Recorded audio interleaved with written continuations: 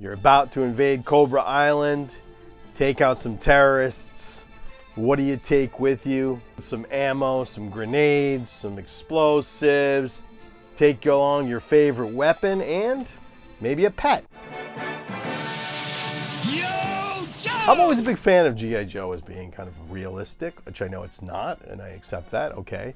But for the child that played with it, it was the most realistic in comparison to He-Man or Star Wars or any of the other types of media out there, or types of action figures. It was the most realistic, right? We can believe in terrorist organizations, and there are arms dealers in real life, and there are all kinds of things, and these are based on soldiers in the military with military specialties. One of the things that does not make any sense at all is why any of these people, with the exception of a couple, would ever take a pet with them to battle. I'm pretty sure what happens if you take your pet to battle is it immediately is going to be riddled with bullets and explode from the multiple bullets that are going to hit it. Yes! Pets don't necessarily know to dodge bullets. You can train them, sure. You can train certain things like a dog. You can't train a barracuda. And this is why we're going to dive deep into all of the pets in the Cobra and GI Joe action figure line, and we're gonna rank them from the worst to the best. Anytime we do a ranking, I've done a bunch of rankings on a bunch of different topics. You can see some of them right here, I guess. You're gonna see we get a tour, a kind of non-linear, out of order tour, cataloging everything that's out there. And I'm gonna tell you what I think the best and the worst are. You tell me what I got wrong, and let me know if I missed any. I think it was pretty thorough. I usually try to be thorough. I'm always miss something every single time without fail. As thorough as I try to be, I'm gonna miss something. So let me know if I missed any of these pets, okay? I think we also need a little criteria here. What makes a good pet for a GI Joe? Well, one, obviously we're accepting the fact that these things are ridiculous. It's absolutely ridiculous to take your parrot or your eagle into or your monkey into battle. Probably didn't make a lot of sense. I think there's some criteria for what makes a great pet. One, of course, would have to be, where does it fit into the lore? How important is it to the story? I'm big on lore, and that is always going to be the number one concern. Second to lore, I want to get it a little bit into, like, well, how useful would this pet actually be in battle? I mean, like, what could it do? Does it make sense at all? Is it going to die immediately, or does it serve some sort of purpose? And maybe also, like, how good was the figure? How much play did we get out of it back in the day? At the very bottom of the list, which is always fun to start at the bottom, we have Underto's Barracuda. Underto, who is a underwater soldier, works for the Iron Grenadiers, and he came with a Barracuda. Now, I don't know if it's questionable as whether or not these pets, when you have the underwater world characters, there's a couple of these on this list, whether those pets were supposed to be just like, okay, there's an accessory for you kids. Imagine you're playing underwater and all of a sudden the barracuda shoots up and attacks you and starts biting your ankle or something. Or was it that Undertow was actually like, he's like, no, we're gonna like outfit you with the Undertow like Legion is just like, we're gonna outfit you guys with like barracudas.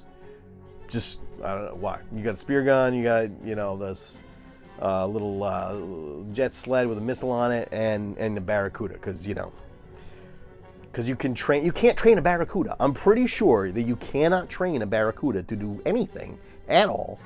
I think they will bite. They can bite. They got a lot of teeth. Will they bite like a GI? No, they're gonna bite Undertow. They're gonna bite whatever is going around it, and that makes them the absolute dumbest inclusion on this list of the worst pets. Not going to say that it stopped me from enjoying making a barracuda like gnaw at shipwreck or something. It didn't. I did that. Next in line, we have a similarly ridiculous but a little bit better. This is a little bit better pet. This is the Devil Ray that came with the Hydro Viper. Now, the Hydro Viper is one of the creepiest looking things in the entire line. I love the Hydro Viper. I need a classified Hydro Viper now. He just a cool looking, creepy looking guy, and he came with a Devil Ray, which is like basically, I'm pretty sure you can't, again, train a Stingray or Devil Ray to do anything. I just think that, you know, yeah, they killed Steve Irwin, but I don't think that they're going to really work as like part of an assault against Torpedo and Wetsuit and whoever else we're fighting with underwater. A little bit more higher inclusion because, like, you know, Barracuda versus a Devil Ray. Obviously, a Barracuda is much more lame than a Devil Ray, and the Hydro Viper itself is just so damn cool. So it gets a little bit higher. But again, you know, the fish aren't going to help you. Fish, unless you're Aquaman, fish aren't helping. They're just going to get in the way. Just going to confirm, this might be the dumbest video I've made yet. I say yet because I am going to go dumber. I'm going to go dumber, but this might be the dumbest of the videos that I've made. Next, we have the Desert Scorpion from the Desert Scorpion. Low on the list because, like, one, I don't think they make scorpions that big, and if they do, I don't want to see them, right? Because it's the size of a small dog. It's just like in scale with the Desert Scorpion. It's a massive scorpion. I can only assume Mindbender has something like that has something to do with it. Maybe he's like genetically engineering giant, like, animal-sized scorpions, which is absolutely terrifying. So, kind of actually cool, except for the fact that it doesn't exist, right? Like a scorpion is, you know, I think the biggest scorpion's like this big, and you know, you can just squish it. But horrifying, an absolutely horrifying pet, and the fact that the idea of legions of them really just gross and horrifying. But I just don't think that's going to happen. I don't think, you know, it's not explained in the card how this guy has a giant scorpion either. There's no, you know, usually Larry Hama would go in and write something about genetic experimentation, which Cobra's always doing. But I don't see anything of it. They're just supposed to be like, here's a giant ass scorpion. So I don't know what this is about, and that's why it is low, although cool. Next, we have Road Pig's dog, Raucous. This is a very new addition that we gave Road Pig. They gave Road Pig a dog. I mean, I could take or leave the dog. I love the sculpts that they're doing of animals in these figures. Does Road Pig need a dog? I think Road Pig is weird and cool enough as he is without his dog. But I'm cool with that. I can see it. But he sits low because it's such a new addition. I'm just not used to it. Not sure how I feel about it. And he's like there are so many dogs here that do we need another one? I'm not sure. Next, we have Serpentor's Cobra. It just doesn't seem like anybody gives a shit about this Cobra. Like, is it supposed to be his pet? Does it have a name? I searched to try to find a name. I couldn't find one. It doesn't seem. Does anybody know Serpentor's pet Cobra's name? Is it really a pet, or is it just supposed to be something that hangs around with Serpentor? Who the f wants a pet Cobra anyway? They're completely deadly. They will kill you. I get it. Maybe it's just part of like the pomp and circumstance of having the Cobra Emperor. You know, give him a pet Cobra, have him hang out with it. Sure, I guess. But it doesn't seem like much happens with this Cobra. Like it does much of anything, or anyone really cares about it. Now we're getting to some deep cuts here. Now this is pretty cool. I honestly, for the rest of this is all just kind of, most of these are cool. Most of these are kind of awesome. Kind of love all of the pets, but. This is Zartans Falcon. Again, I don't believe there's a name for this Falcon. It doesn't appear very often. What it appeared in is a Pursuit of Cobra line desert version of Zartan, which is a great figure. Really good looking mold of Zartan. Has just with that whole line, honestly, Pursuit of Cobra was unbelievably well sculpted and well designed and really creative, and I would like to see them do some of those, pull some of those designs for classifieds. But Zartan came with a little bird of prey. It had a little helmet on it. you know, as you do with birds of prey for no idea why. It was a good-looking bird, and I love the idea of Zartan having a pet, you know, that we don't see. I think pull that in, as he's one of the best characters, and we could use more Zartan lore. Why not? Yeah, like give him a pet. Next we have Yabo. Yabo is Naugahyde's monkey, and again, this was a new addition, and this just added into the world with the classified line. They gave our boy Naugahyde a monkey, along with his, you know, who doesn't love a monkey? I guess there's really nothing to say about it other than who doesn't love a monkey. Not sure what you would use the monkey for in a fight, but again, a monkey can be useful. Monkeys are smart and very easily trainable, and you know, they can rip your eyes out, and you could have a monkey go and drop off a bomb and run away. So I think yeah, the Yabo's kind of cool.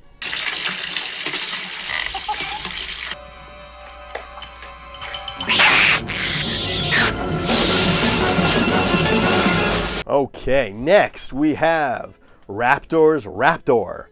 Again, it doesn't really have a name that I'm aware of, and in theory he should not have one, but he should have like 30, right? And I think that was how I always thought of Raptor, as being this, you know, he uses birds of prey in battle, which is again not a very efficient weapon. It doesn't make a lot of sense, and it was always cool. I liked that. I thought he was a cool character. He was just a weird and crazy bizarro dude who just dressed like a bird all the time.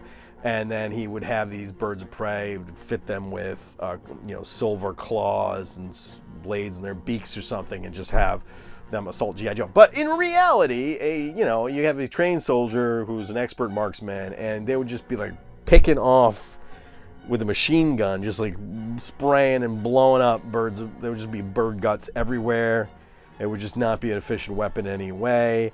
And I think that's why the new Raptor figure, they went a different direction, which is, I am not a fan of that figure. I think that, frankly, they just said, you know what, Raptor's stupid, so let's just recreate the Vulture from Marvel and you know, the Spider-Man movie, and now you got basically our Raptor is Vulture. But that's not Raptor. Raptor does not have a flying wing set and claws. No, Raptor has like what they should have done with that set, I think, is had like a bunch of cages. Should have been a deluxe set. Should have had like 7 or 8 birds in it, have different names on them, you know, have different sizes and colors. And, you know, and really, like, if you really want to use birds in battle, I think you could, like, I think one of the things you could do is, let's say Raptor could give the bird an explosive, and the bird could fly over and just like drop a grenade and kill. There's ways to make a bird like an efficient, horrific killer if it's trained. That would have been really interesting to explore, but instead they said, nah, let's just turn him into Vulture.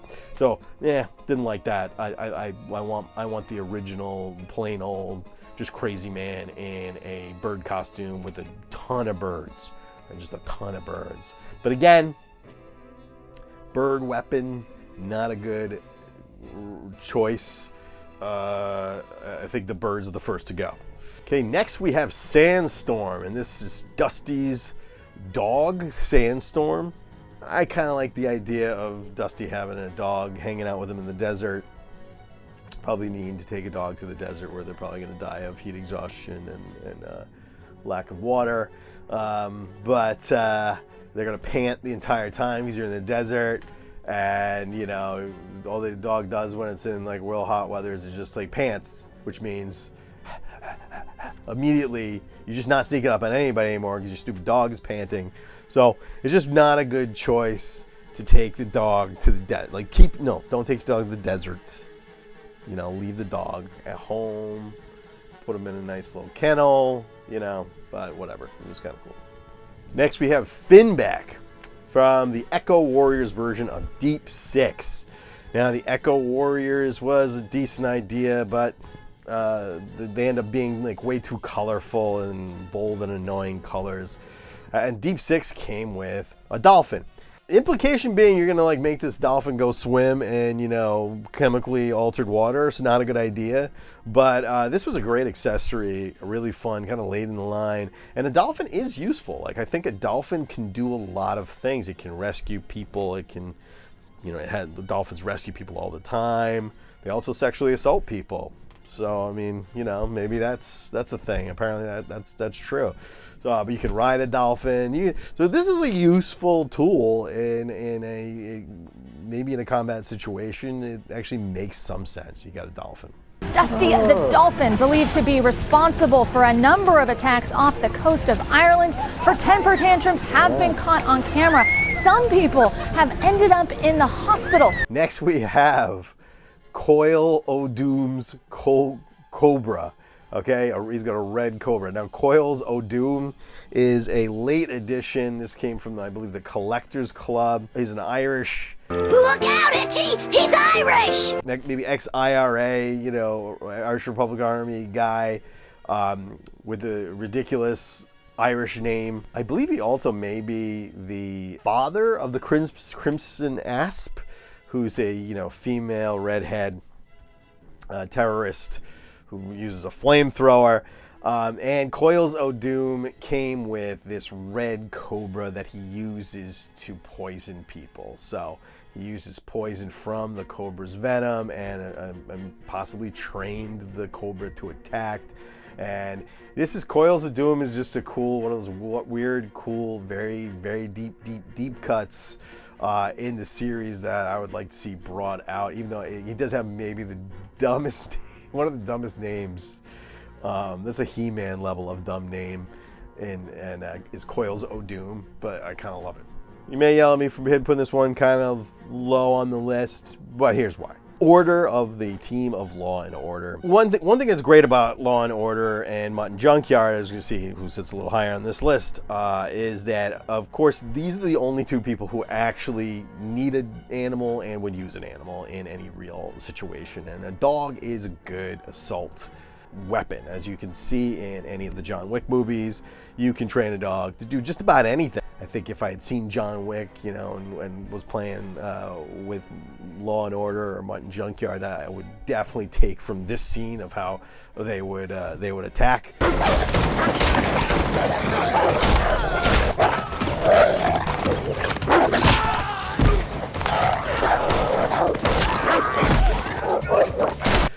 But the only reason I would put Law and Order, or should I say lower on this list, is two reasons, okay?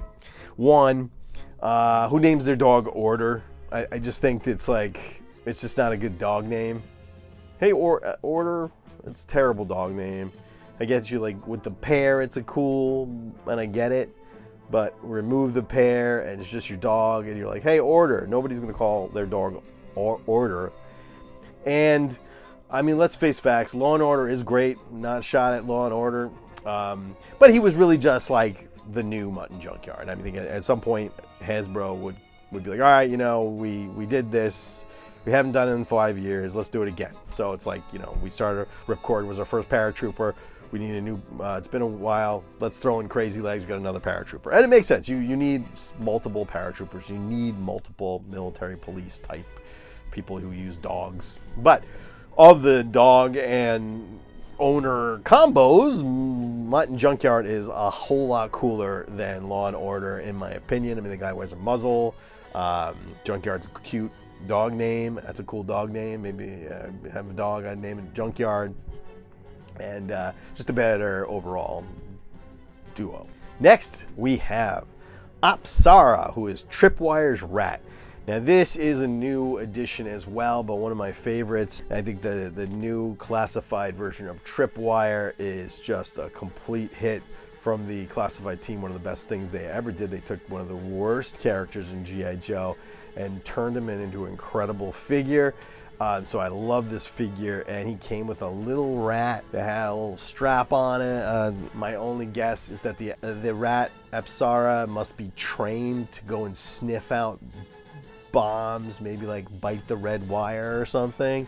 Just love this idea of Tripwire having this little pet, and it also does seem like maybe there's a point to it. that, you know, Tripwire isn't necessarily taking Apsara into battle, but he is using Apsara to get into tiny little spaces and do certain things with bombs. Kind of interesting and very cool. And next we have another real deep cut, but this one is very cool, and this is the kangaroo that came with Kangar. Now, what is Kangar? Kangar is the Brazilian version of Big Boa. Instead of Big Boa, they called him Kangar, and they gave him a kangaroo and boxing gloves. And he was resurrected for the Collectors Club. One of the releases was a version of Kangar that came with a new kangaroo. It was sort of like Big Boa. But I just like the idea of Big Boa, who's a crazy asshole, just having a kangaroo that he boxes, that he just like trains with. And a kangaroo is like, they are rough. Like they will fuck you up. Okay, a kangaroo is, they'll fight. They can kick. They're very dangerous. And I don't know that you would want to take one into battle, obviously, because it's going to get mowed down. Next, we have Naugahide's boar, Pork Belly. I think he just was given a name. I don't believe the one from the 80s had a name, but now he has a name, which is Pork Belly. And love this thing. I just always love this thing. A boar certainly is a bit of a frightening animal and could be maybe do some damage in battle. I mean, it would die pretty quickly under gunfire. But if it didn't, it could definitely kick some ass. Pork Belly is very cool addition. Next, we have Max, the Bobcat. This is Spearhead's Bobcat. The only cat in GI Joe, apparently. A Bobcat is a ferocious animal that can really screw you up. It's got some nasty ass claws. They're hunters, they're killers. I mean, they're not going to do that much against a person, I guess. He seems to be a pretty small Bobcat. I mean, you get a much bigger Bobcat, it makes more sense. I guess maybe he was small, and he's gotten a little bigger. That might make more sense. And from a character that I really like, which is Spearhead, one of the later additions to GI Joe that we're still holding up. They're still creating some good and interesting characters. I always like Spearhead. If you watched my video on Serpentor, that's right here, you would know that Serpentor is afraid of cats, and therefore Max and the Bobcat would be the #1 guy you'd want to send against Serpentor, because he's going to be running from that cat. Pussy. Next, we have Voltar's Condor, and apparently it's a condor. I know I thought it was a vulture too. You'd think it was a vulture for all those years. It's much cooler thinking it's a vulture, but apparently it's a condor, I guess. Who knew? Looking for the name of Voltar's vulture, all I can find is that it was originally going to be called Lord Condor, which is a terrible name for a pet. Don't name your pet Lord. Lord Condor is a really stupid name. Did seem kind of fitting that he would have this like vulture. I know it's a condor, but for me it's a vulture. You know what I mean? I'm sorry, it's a vulture. Okay, I don't care if it's a condor. Pretending it's a vulture, because that made more sense. You got Voltar, he's killing people on the battlefield, and then he goes and he lets his vulture just eat the flesh off of the dead corpses of the people that he's slaughtered in battle. That was what Voltar did. I don't know if a condor does that. I don't know what a condor is. I have a vague idea that there is a thing called the condor, but I'm not really sure what they look like in comparison to any other kind of bird of prey. Loved the addition. It felt like a fit. It feels like right that he has this vulture on his backpack. It had a little place to sit on his backpack, which was nice too. And he's a cool figure that we need to get in the line, classified line, very soon. Next we have Fiona. Now Fiona is the Croc Master's crocodile, recently given a name in the classified version. But Croc Master is given a proper crocodile in the new classified line and named it Fiona. I like the name Fiona. A crocodile is also one of those things, absolutely, of all the animals on the list, the most terrifying is a crocodile. And sure, in this one case, Croc Master having crocodiles makes a lot of sense. Does he take him into battle? No, he's not taking him into a gunfight. Crocmaster is living on Cobra Island in the sewers and the waterways underneath Cobra Island, and he is which would be a natural place for invasion, right? So invaders come in through the waterways and if you try, you're gonna meet up with Crocmaster and his army of crocodiles, which is an absolutely terrifying thing. The file card for Crocmaster says he dreams green dreams, and he basically lives with the crocodiles, and he is this insane man who loves crocodiles and kind of sees himself as one. This was also amplified in the Cobra series from IDW and made him a really creepy character that definitely is feeding his enemies to his crocodiles. He's a really disturbing character, and Fiona's his favorite. So Fiona gets high marks on this list. Next in line, one of the absolute favorites, and that is Polly. Of course, Polly is ridiculous that you would take a parrot into battle, but it always felt like Shipwreck. I know Shipwreck's not a pirate. I know he is obviously a sailor. I said this in another video that I called him a pirate, and because he's supposed to be like a pirate, he's a guy who fights pirates, right? It says it on his file card. He goes and he fights pirates, and to give him a parrot, it just feels right. Also, as dumb as it is to take a parrot into battle, it was always fun to make Polly talk and bicker with Shipwreck, and Shipwreck was one of them all the funniest characters in the story, especially in the cartoon. He was such a great character, one of the best characters in the cartoon. It was also, I think, Buzz Dixon's favorite character in the cartoon. It's one of the reasons why he's amplified so much. And so Polly is great. Also, Polly, like, as a parrot, he's a parrot, right? But he kicks a lot of ass in that cartoon. He definitely rips out some Cobra's eyes, and he definitely does some damage. As stupid as that is, because the weight of a parrot is not much to do anything to anybody, but you need him. You need to complete the picture of Shipwreck as pirate. He needs his parrot, and so I love that. And the new Polly, they give him a little peg leg, which sticks more nicely into Shipwreck's wrist, so he can rest on the wrist. That was kind of a nice little addition, again, amplifying that amplifying that Shipwreck is a pirate theme. So Polly is one of the greats. Okay, next we have Freedom. Freedom. This is Spirit's eagle. In reality, sure, I think if you have an eagle with you and you send that eagle in to go claw at somebody's face, the chances that eagle survives and comes back ever again is very slim to none. Okay, it's not happening. That thing is going to be taken out with a bayonet or shot. But as a kid, having that Freedom just come in and just sweep and claw somebody's eyes out was always fun. Freedom, who kind of a pretentious name. You name your pet Freedom, but it also might make sense for somebody who's a tracker. He's living out in the wilderness to have sort of befriended this, eagle and trained it, maybe nursed it back from being sick and created a bond with it, and now they're like buddies. And Spirit's one of the great characters, so Freedom sits really, really high on this list.